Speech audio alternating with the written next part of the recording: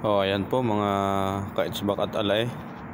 Ito po ang ating clutch assembly na ito, ganito po ang itsura niya pag nasisira. Ayan yan, sira po ang napuputol po yung kanyang pinaka stud bolt dito.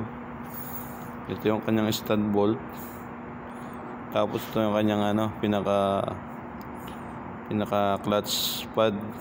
Ito yung kumakapit doon sa dito bumubuka yan dito. Yan bumubuka yan ganyan.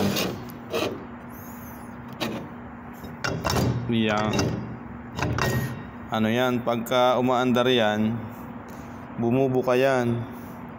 Ganyan, meron niyang spring na ang pinaka yan ang pinaka-assembly niya, nakaganyan yan.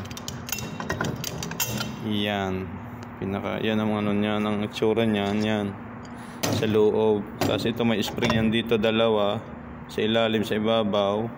Ganon din dito. Ngayon naputol na siya, kaya kaya ganyan na ang itsura. Yan